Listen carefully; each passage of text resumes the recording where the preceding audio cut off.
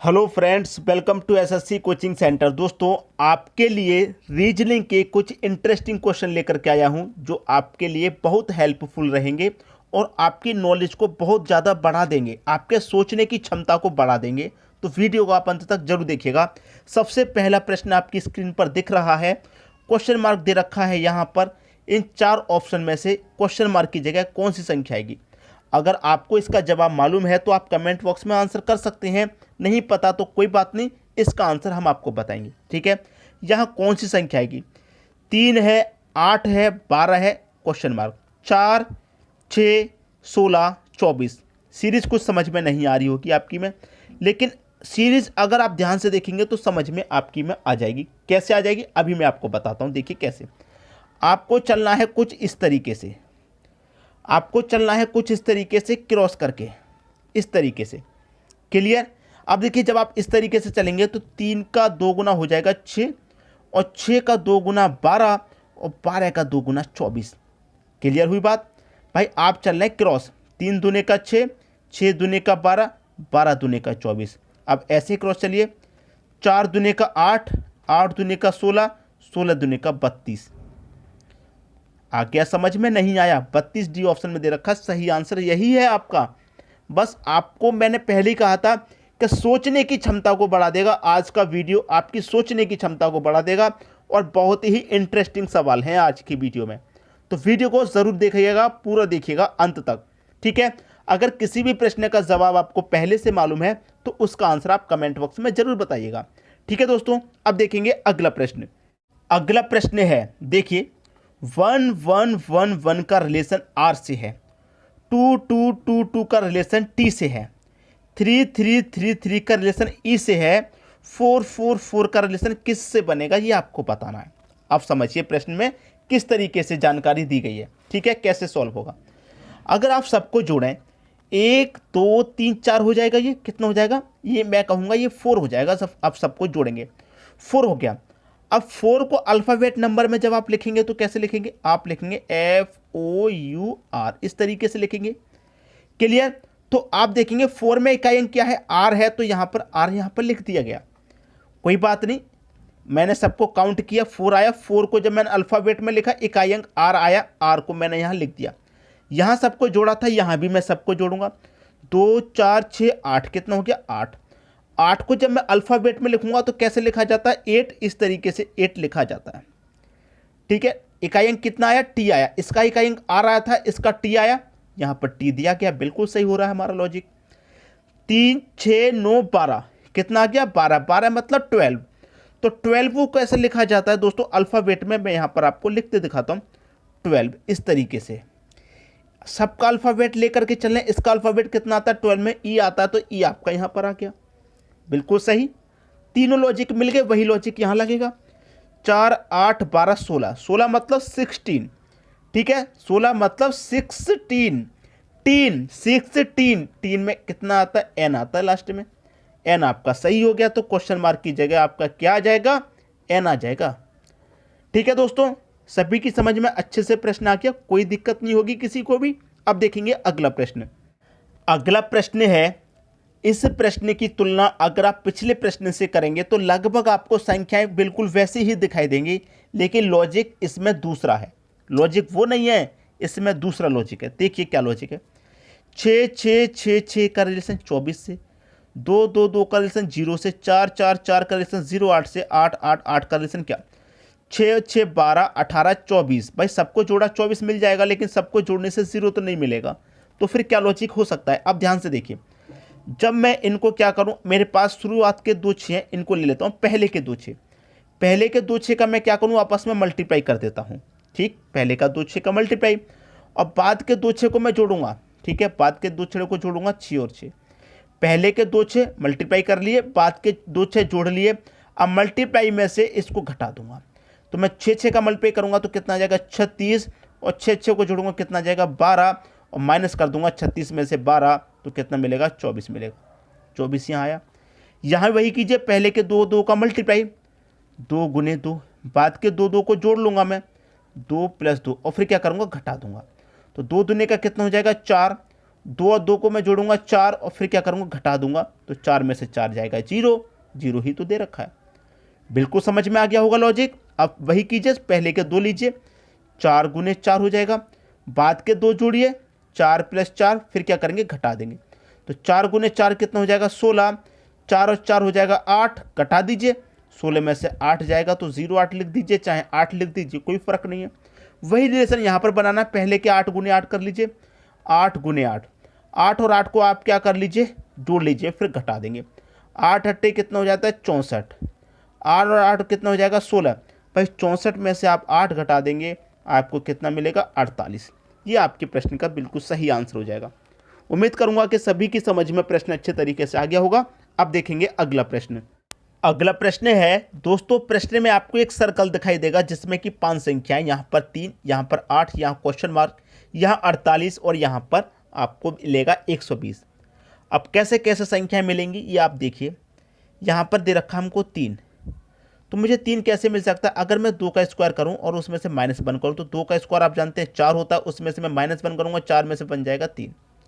ठीक है, यहाँ मुझे 8 कैसे मिल सकता है, अगर मैं 3 का स्क्वायर करूँ 9 और उसमें से -1 करूँ, देखिए यहाँ मैंने 2 का स्क्वायर किया -1, यहाँ 3 का स्क्वायर किया -1, तो 3 का स्क्वायर 9 होता है, उसमें से मैं -1 करूँगा, 9 में से 1 जाएगा, 8 मिलेगा, यहाँ 8 दे रखा है, तो मुझे यहाँ पर कितने का स्क्वायर करना पड़ेगा, -1। पहले यहाँ पर ध्यान लगाइए, इसको छोड़ करके यहाँ पर आ जाइए। यहाँ पर 48 किस संख्या के स्क्वायर में से -1 करेंगे, आप जानते हैं कि 7 का स्क्वायर करना पड़ेगा और उसमें से -1, क्योंकि 7 का स्क्वायर कितना होता है 49, -1 करेंगे 49 में, तभी तो आपको 48 मिलेगा। यहाँ पर किस संख्या के में से करना पड़ेगा, यहाँ की मैं बात करूँ तो यहाँ पर जानते हैं कि आप 11 का स्क्वायर करेंगे और उसमें से -1, तो 11 का स्क्वायर होता है 121, उसमें से आप -1 करेंगे तो आपको मिलेगा 120। क्लियर, पहले 2 का स्क्वायर था, फिर 3 का, यहाँ छोड़ के 7 का आ गया, 7 के बाद 11 का। तो कुछ समझ में आया, नहीं समझ में आया तो मैं आपको बता दूं क्या चल रहा है दोस्तों। यहाँ पर चल रहा है प्राइम नंबर का यूज़। प्राइम नंबर का मतलब होता है अभाज्य संख्या।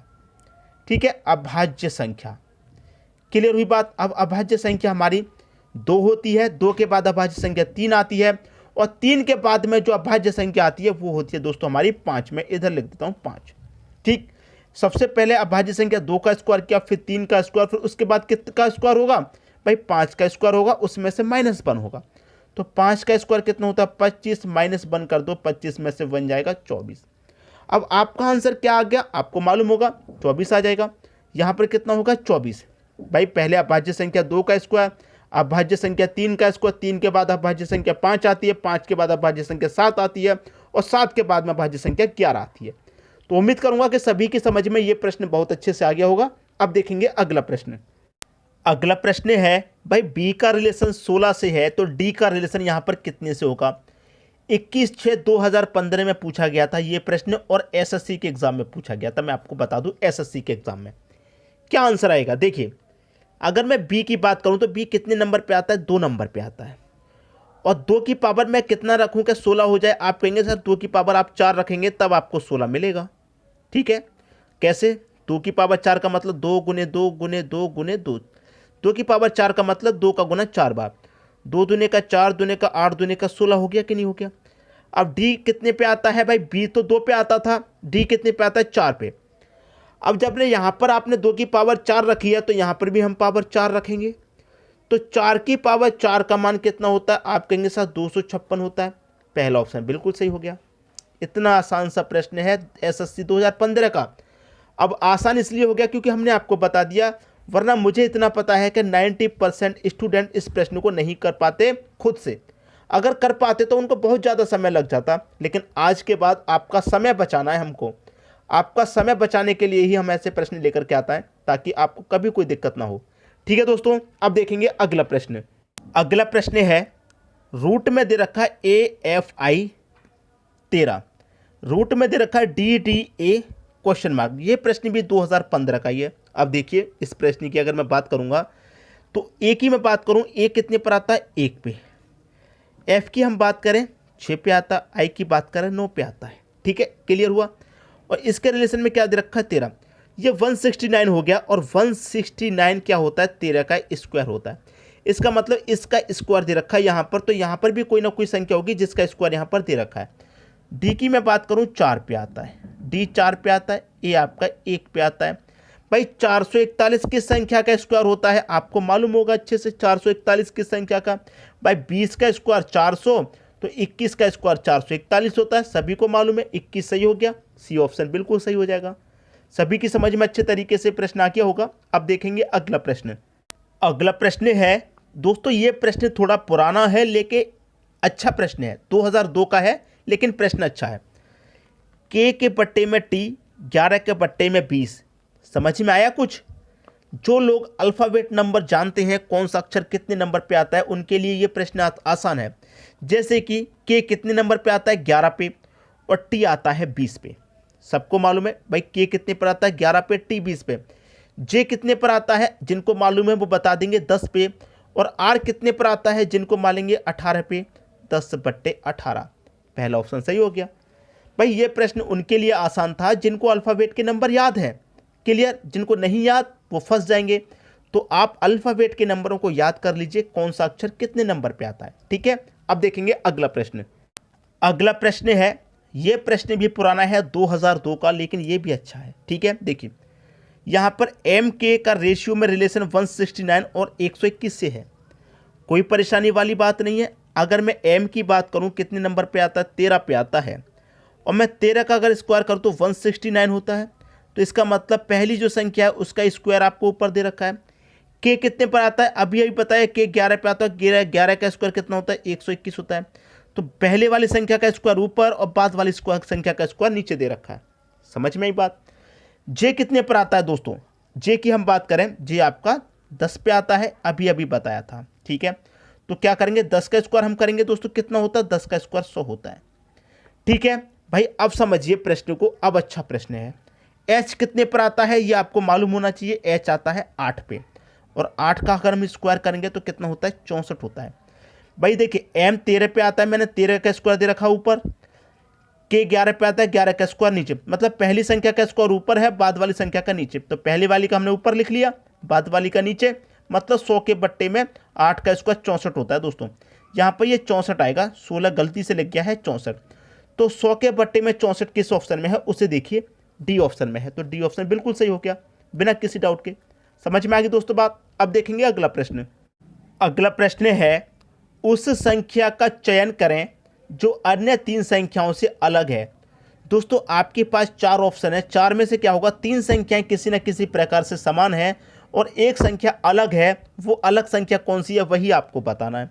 यहाँ पर 1055 है, 3279 है, 6611 है, 5255 है। कौन सी संख्या अलग होगी, कैसे पता करते हैं, अभी सीख जाएंगे। देखिए पहली संख्या लूँ और लास्ट वाली का लूँ मैं, ठीक है। मतलब पहली संख्या और लास्ट वाली को लूँ, पहली संख्या 1, लास्ट वाली 5, दोनों को अगर मैं गुना करूँ 1 25 कितना होता है, 5 लिखूँ चाहे 0.5 लिखूँ कोई फर्क नहीं पड़ता। तो बीच में आपको वही संख्या मिल गई जो फर्स्ट संख्या और लास्ट का संख्या मल्टीप्लाई करने से आई, वो बीच में मिल गई। यहाँ पर वही करूँगा मैं, फर्स्ट और लास्ट का मल्टीप्लाई। फर्स्ट लिखूँगा 3 है, लास्ट लिखूँगा 9 है, तो 3 निम्बे का कितना हो जाएगा, आप बोलेंगे 27 हो जाएगा। भाई बीच में 27 ही तो दे रखा है, जैसे यहाँ पर 5 था बीच में, ऐसे ही 27 है। यहाँ पर करूँगा मल्टीप्लाई में 6 कम 6, मतलब 6 गुने 1 करूँगा कितना हो जाएगा, 6 कम 6 हो जाएगा। तो बीच में 61 दे रखा है, यहाँ पर 6 निकल के आया है, इसका मतलब यही तो सही हो जाएगा। भाई यहाँ पर मैंने फर्स्ट और लास्ट का मल्टीप्लाई किया तो बीच वाली संख्या निकल के आई। यहाँ पर भी फर्स्ट लास्ट का मल्टीप्लाई किया बीच वाली, लेकिन यहाँ पर बीच वाली संख्या नहीं निकल के आई। आगे चेक करते हैं। फर्स्ट और लास्ट का मल्टीप्लाई करूँगा, फर्स्ट 5 है, लास्ट 5 है, 5 गुने 5 कितना हो जाएगा, 25 हो जाएगा। बीच में यहाँ पर 25 है, यहाँ पर 27, यहाँ पर 0.5। यही एक संख्या है जो हमारी सबसे अलग है। ये 3 हमारी समान हो गई, ये हमारी सबसे अलग है, यही सही आंसर हो गया। तो मैं उम्मीद करूंगा सभी की समझ में प्रश्न अच्छे तरीके से आ गया होगा, किसी को भी प्रश्न में कोई भी समस्या नहीं होगी। ठीक है दोस्तों, वीडियो देखने के लिए आपका बहुत बहुत धन्यवाद।